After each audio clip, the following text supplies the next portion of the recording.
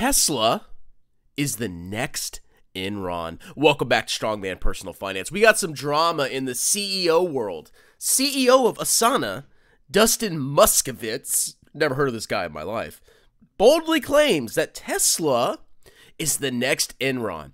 Enron was a company about 2 decades ago that committed massive fraud and went underwater. We're going to dive into that a little bit.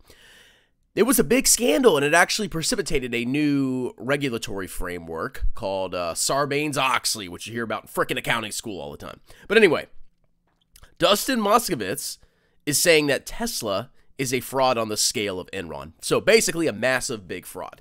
Like I said, I've never heard of this guy before, but we're going to go ahead and read his tweet, and then we're going to see if this is actually true. Is Tesla a fraud like Enron? Maybe, maybe not. We'll see. So here's what he said on Threads. Moskov. I know I sound crazy to most people who don't follow Tesla closely, but at this point, it really needs to be said. This is Enron now, folks. It may keep going, but people are going to jail at the end. God, I hope so. The data is presented in fraudulent ways, and it doesn't say what they claim it says, even when they make it up. Oh, like full self-driving? Tesla has committed consumer fraud on a massive scale, from lying about FSD, ranges, and recently, unconfirmed, even inflating odometers. Many times now, also securities fraud. And I guess just a PSA to investors out there. You only get eventual justice with the SEC, even if you get that. You shouldn't assume you're being told the truth by any of these public companies. So basically, we got some accusations out here that they're lying about FSD, car ranges, and inflating odometers. Could they be doing that? That would not surprise me in the slightest, because Clown Elon's scumrat is not above anything in order to pump a stock price to enrich himself. The question is this Enron? Well, funny enough, I looked up Dustin on Twitter or on X, and I see this. I don't know what this is. I don't know why it said these posts are protected, but it does. So I couldn't see any tweets on there. I wonder if Clown Elon went after him. And then I go on Clown Elon's Scumrat's Twitter. This is the CEO of Tesla. This is the CEO of Tesla. And he's got, well, you can clearly see what's going on here. Elon is such a freaking clown. Okay, so Enron, let's talk a little bit about Enron. So I printed off this little article from this random group. I don't even know what it is, but it basically summarizes Enron. So Enron was an American multinational in the energy industry, and it was shuttered in December of 2001.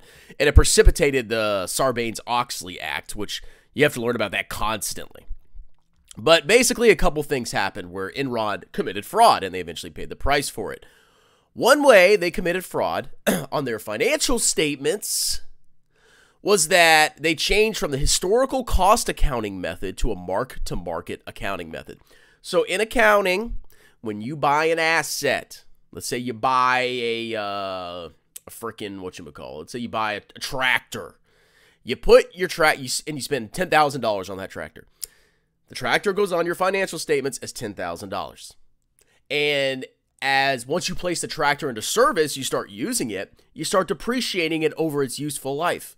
So eventually that $10,000 is going to go down and down and down all the way to its salvage value or to zero. You're going to fully depreciate it over its useful life.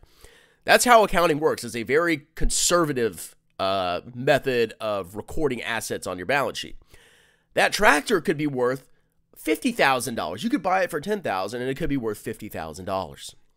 But you do not write it up on your balance sheet. It will never say $50,000. Now, when you sell it, you can record a gain and that, increases your equity, whatever. But you cannot just increase the value of your assets. Enron was able to go to the SEC and say, hey, we think this is an appropriate method of accounting for our energy business because energy is volatile or whatever. But the SEC approved this. And because of that, they were able to make estimates of the fair market value of their assets and write up their assets on their balance sheet. So what I could do, going back to the tractor example, this is kind of what Enron did, but I don't think they had tractors, is let's say I buy the tractor for $10,000, but then on the market, the fair market value that we think somebody's going to pay for it, we write it up to $50,000. So now it's worth $50,000 on our balance sheet. And that difference between 10 and 50 is a $40,000 increase in profit on our income statement. So we can literally record trading profits without having to sell the tractor based on estimates of the value of that tractor. That's all it is. So what they were doing is they were probably using shady estimates of values of assets, and they were writing up their values massively, and they were recording that as income on their income statement, which boosted their profits. So investors would say, oh, wow, look at this. They had huge profits. Man, they're really crushing it. When in reality, they're taking the tractor and they're saying, oh, yeah, it's totally worth $100K, bro. Totally. I mean, we compared it to a tractor in Siberia. It's worth $100K, bro. And they wrote it up. So they were increasing their profits by doing stuff like that. Okay. Next, they were using special purpose vehicles and special purpose entities to hide its debt and bad assets from investors and to borrow money. So basically, they created these other like corporate entity shell companies. And they capitalized them, basically funded them by giving them Enron stock. So now these entities are holding Enron stock. And if Enron needed to borrow money, well, they could borrow money through the special purpose entity or special purpose vehicle and use the Enron stock as collateral. So they were taking on debt through these entities, and it didn't show up on their financial statements. Okay? Basically, if they had any bad assets or any liabilities they didn't want to show, they would just transfer them over to the special purpose vehicles, special purpose entities, and it wouldn't show up on their financial statements. So they were able to hide bad debt and crappy assets. And let's say me looking at a balance sheet, I wouldn't see that because it's not even there. It's gone. Okay, it's under a totally different entity. So they were just hiding crap through different entities. And then last but not least, their auditor, I guess, there used to be like the big five. Now it's the big four. Arthur Andersen was one of those. And apparently they were just complicit in the fraud. Like they were shredding documents and, they didn't catch it. But the question remains, is Tesla the next Enron? Is Tesla marking up assets, based on shady estimated values using mark-to-market accounting? Are they hiding bad debt and toxic assets under special purpose vehicles, special purpose entities?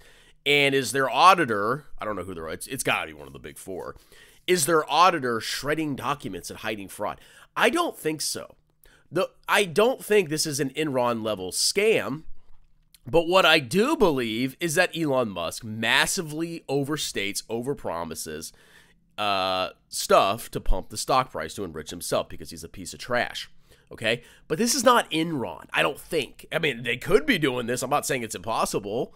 They could be doing some financial shenanigans, but I don't think it's of the same caliber, okay? It still annoys me, but it ain't Enron per se. If you're basically saying that their financial statements are false, if you believe this is the next Enron, and they have these special purpose vehicles and they're hiding bad assets. I don't think that's the case, okay? What Elon doing, like I said, what he does is he just promises crap. Oh, we're going to have more affordable vehicles in early 2025. Oh, we're in talks with a major automaker. They probably make like 5 cars in Djibouti to license self-driving tech. Oh, we'll launch our cyber cab on 8/8. Oh my God, we're gonna take out Uber. And of course, Optimus Slime, the robot that apparently they're gonna be selling by 2025. Okay, so he's definitely promising crap, but no, this is not Enron in my personal opinion. Cheers.